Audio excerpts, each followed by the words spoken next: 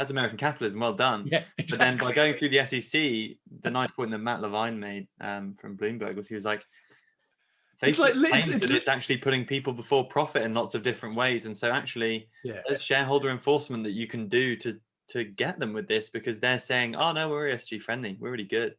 And they're lobbying governments loads to cover it all up. But the SEC might actually have something to say about this. And then it brings into question whether that is actually good for investors. Have they done investors in by putting people before profit, or have they done the right thing by pretending to do that while secretly putting profit before people? Well, I guess another question off the back of that is, what's the SEC's role going to be? Are they going to put shareholders before people? I know, they're on lunch. Welcome to the Exponential Investor Podcast. Want to be a better, smarter, more clued up investor? Well, you've come to the right place. We cover the breakthrough investment ideas you don't hear about in the mainstream to keep you on top of the megatrends and opportunities reshaping our world. Good morning. Welcome to another Exponential Investor Podcast. I'm your editor, Sam Volkering, here with my co-editor, Kit Winder. Thank you again, Kit, for joining us this week, where it looks like we are both online, present, visually and audioly. Anyway, let's kick off, and I've got a question for you. You better answer now. And it is Facebook dead? We had mass outages this week of Facebook and Facebook services, being WhatsApp, Instagram, Messenger, due to what I believe was a bungled server upgrade. And it made me think about what would happen if Facebook didn't exist anymore, if it was offline forever. Same with WhatsApp and all of Facebook's services. It would certainly put a lot of models out of business on Instagram, I would think. But what do you think? Is Facebook dead? Are Facebook services at risk? What's coming next? Is there anything coming next, or do they just keep doing what they're doing and forever get bigger? Yeah, it's quite nice. I mean, the story of what went wrong at Facebook is actually quite entertaining.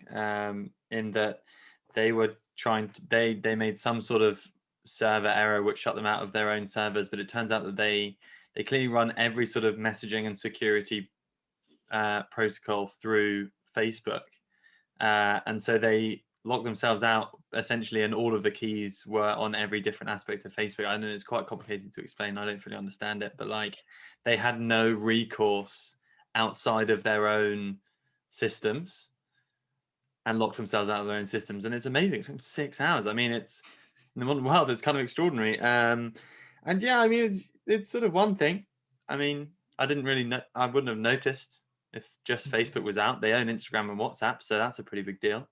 But then I guess there's just other stuff going on, right? There's antitrust in American government. Lena Khan is going after him.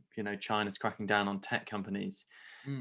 Facebook is probably the best valued of the FANGs, but even so, it's been on a crazy bull run. It's sort of vaguely monopolistic. The actual, the original Facebook that I got when I was 15 or whatever isn't that good anymore. It's just ads. People don't really know. So it's the messaging services which are good. Instagram's okay, but I mean, like, if it was just Facebook, the page, it wouldn't be that much of a big deal. But it's the reason that tells you that maybe it's being somewhat monopolistic is the fact that it's the other two things that are really important. Do you know what I find about Facebook in its current form is I find it actually really difficult to use. It's complicated. There's so much going on. I don't know where to click. I don't know what. It just seems like it's very not user-friendly. Not like it used to be quite simple. Yeah, it's almost as if it's so user-friendly that they're putting profit before people, Sam.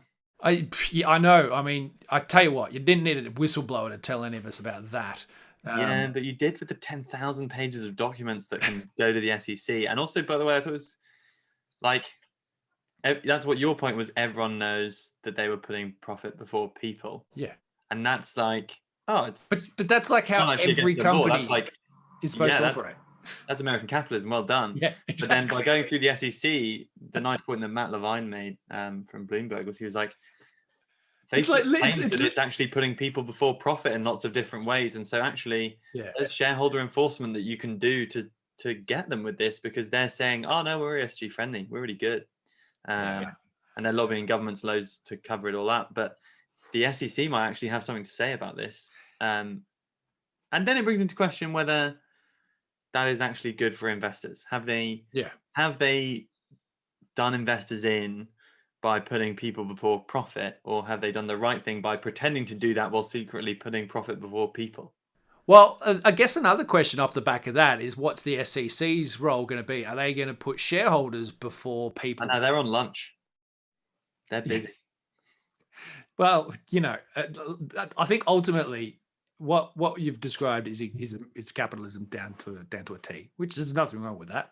Companies, don't worry, guys, publicly listed companies, we've solved capitalism. That's a podcast. Yeah, well, that'll be a long podcast, but there's no issue with companies putting profits before people, because if they're not hiding it, if they're trying to be ESG friendly and saying we care about the people more than we love profits, and doing the complete opposite, I've got an issue with that. But if they're like, look, our job is to return to shareholders, we're not going to make any two wins about it. That's what we're here for. That's what we're going to do. And that's what we have been doing. I mean, you can't then turn around and go, well, they didn't tell us. They was like, well, they did. So in that respect, I mean, I don't think there's anything new or groundbreaking. What I find funny about the whole situation is that all of a sudden Facebook goes down and there's outages with all their other services. And then the antitrust people that are all for splitting Facebook up into different divisions, just like, see, this is exactly why we need antitrust, is because you can't have just the one company under control over it. It's like, I'm not sure they quite understand that Facebook split up into Facebook, WhatsApp, Instagram, Messenger, whatever the splits may be, and do that actually probably creates 4 times more of a headache than if it's all just there with Facebook. I think the thing with Facebook is that if people want to talk about the demise of Facebook or the future demise of Facebook, you just let them run themselves into the ground. Facebook is a worse user experience than it's ever been. Instagram is being challenged on a daily basis by the likes of TikTok. There will be other competitors. Messenger, I mean, you only need to look to Signal and Telegram, and now the rise in other decentralized, more privacy-focused messaging platforms, which are going to eat that alive, including WhatsApp. I think the best thing for something like Facebook is, if people want to see Facebook fail, or if they're happy to see its demise, or if Facebook is going to cease to be relevant in the long-term future of the markets, just let them go. Just leave them be, because there will be competition. And I can vouch for my own experience of having used Facebook previously. Very rarely using it now. I probably use WhatsApp out of all their services more than anything, but only because I have to, because so much of my family use it. But realistically, I've got more and more people starting to message me and interact on Signal, which is a not-for-profit, which is designed to put your privacy first. And I think you're going to see just much, much more of that. So yeah, let Facebook go. They're a massive company. They make a lot of money. I think they're on borrowed time. Now, it might not happen in a year, or it might not happen in 2, but I think the picture in 10 years' time is going to be very, very different for Facebook than what it is now.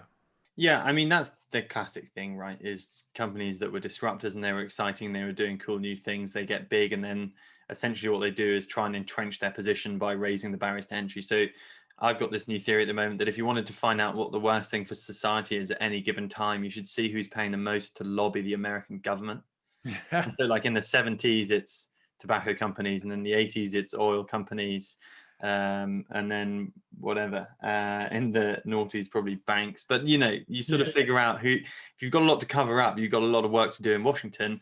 And at the moment, I think it is by quite a large margin, social media companies who are working incredibly hard to get the US government on their side. And so that sort of tells you that social media companies are the most underestimated ill probably in society. And the things that are coming out with the 60 Minutes interview, with the whistleblower, and with the research that people are now doing, is that Facebook and Instagram are really bad for mental health. They're really bad for children. And that's the kind of thing where I think the government does have a role to accelerate the demise of those certain things by saying what can and can't be done, what aspects of certain algorithms can be used to encourage screen time, what levels of control these companies can have over our movement. So for example, with Pokemon Go selling, we'll put a Pikachu in your pizza chain if you give us 100 quid. They can direct human traffic into a restaurant with data, and that's just kind of unsettling. And I think, the amount of power that they have over our attention, the skills and the tricks that they use to hook us in and make us feel worse, I think is definitely something the government can do. You're right that the splitting up thing doesn't necessarily do that. I think there are plenty of examples in the past where companies have been split up, and then the separate parts, because of the new competitive environment, then do better. So it's not as easy as just split it up and then we'll be fine. But speaking of things, to turn around, Sam, that started the year with everyone saying they're going to take over the world, they're going to grow forever, but have probably had a pretty bad 2021. Is it still the Asian century? Is China still going to take over? Or is just everything going wrong there? That might be something we look at tackling next week, I think, because that's a big enough topic, I think, that we could dig a little deeper in, which we've covered briefly a little bit in previous episodes, which we might be able to link to today. But it's fair to say that it's on shaky ground as it stands, but. Maybe there are other markets that are worth looking at, because was it Soros's investment, family office investment, that was saying they're just not even going near China at the moment, just this week? Soros has been pretty staunch on this actually. Basically, to invest in China would be literally just handing over money to the CCP, which makes pretty rational sense when you think about it. But look, I probably, just on your previous point, I probably tend to disagree with the fact that it's the government's responsibility to step in and say what these social media companies can and can't do. I think we're at an age and an era now where it's quite well known what they do, and that the market, the free market, will effectively decide just how many Pokemons they want in their pizza shop. And I think consumers will decide with their own feet and their own wallets. So it'll be interesting to see how much of an impact the government does want to have on these companies, whether they're split up or what they can and can't do. I still very much don't like the power of government making those decisions, because you're kind of going from one group of centralized power brokers in social media to another group of centralized power brokers telling everyone else what they should and shouldn't do, which kind of is how we get into a lot of mess with society usually anyway.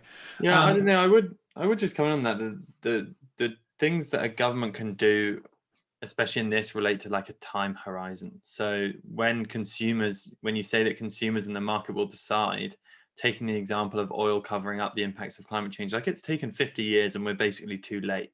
Like it would have been much better if the government had taken that decision 50 years ago that we had to do something about this. And what a government can do is say, we need to incur costs now for a 50-year benefit, which is something that a private market will never do. No company, Shell or BP or Exxon or Chevron, would ever make that call, but they're being forced to make that call by a combination of, society and the market and finance, but also government.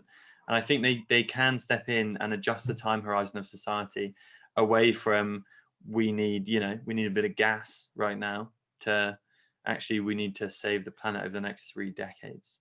And so it affects the outcomes that come out of something like the energy crisis or the effect of social media on teenage girls. I thoroughly like your optimism for governments to be that forward-looking.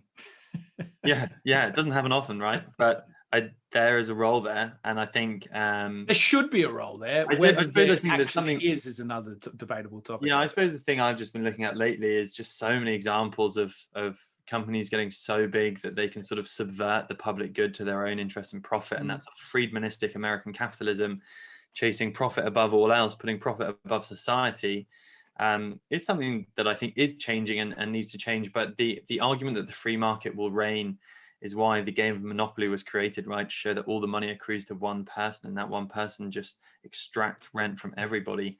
And that has happened. That's happened with Big Pharma putting OxyContin in American, pharma stores, and with oil companies covering up climate science, and tobacco companies covering up the science of cancer, and now social media trying to cover up the effect that they have on people. I think that the argument the free market will decide leaves us with BP, Purdue Pharma, British American Tobacco, and Facebook. So it's going to, it could do better. It could do better, but that's what we have ended up with. Sometimes I guess it makes you wonder. It doesn't make you wonder whether the free market is right, because the free market can be wrong, but it should be allowed to be wrong, perhaps. But anyway, we'll see. We'll see how it all plays out, and who says what, and who actually has the real influence. I very much suspect the government can try, but will repeatedly fail. Nonetheless, we have gone on for quite some time this week already, and there is something that I wanted to speak to our listeners and viewers about something that's upcoming next week that I have literally just recorded this week with our friend and colleague Boaz Shoshan. It's a particularly exciting, urgent broadcast that will be out and about and available for everybody to watch next week. Speaking about the likes of Facebook and big pharma and big tech and oil. These are all industries that are very centralized in their power, their control, their influence over society. And I think that things like data, privacy, how we interact and transact with each other have been the domain of these monopolistic entities and organizations and corporations for a very long time. And as you rightly say, Kit, the world is changing very rapidly for a number of reasons. And the idea that the broader community can and should have a greater influence over their environment, the markets, and things like their own data. I think that's a really important aspect of what we will see evolve in the 2020s and beyond. And so, as I say, I've put together a very urgent broadcast, because when we talk about these networks and these power brokers, the idea of decentralizing and distributing this power amongst a wider network, blockchain-based networks, crypto networks, is actually a very, very powerful idea from both a social perspective and also from an investment perspective. And importantly, there's something that is coming up in mid-November, 16th of November to be very specific, that I think is a massive catalyst for how we're going to re-look at markets, at privacy, at finance, at how we connect and interact, even with companies like social media companies. And as I say, there's a significant event that is absolutely 100% locked in, and it is going to happen. At this stage, it looks like it is going to be the 16th of November, give or take a day. And I think it's going to be a catalyst for an explosion in a certain subsection of markets that I think every investor absolutely needs to be aware about. So keep an eye out next week, everyone that is watching and listening to us now. You will see a bit more in Exponential Investor early next week about it, and obviously you'll be able to get access to it when we go live with it. So keep a very close eye out for that. It is very exciting. I had a great time speaking with Boaz about it all and diving deep into what it all means for investors. So keep an eye out for that. Thank you again, Kit, for your insight this week. It has been a pleasure as always. And we'll be back with you again next week with another Exponential Investor podcast. Thanks for watching and listening, and we'll see you then. Bye for now.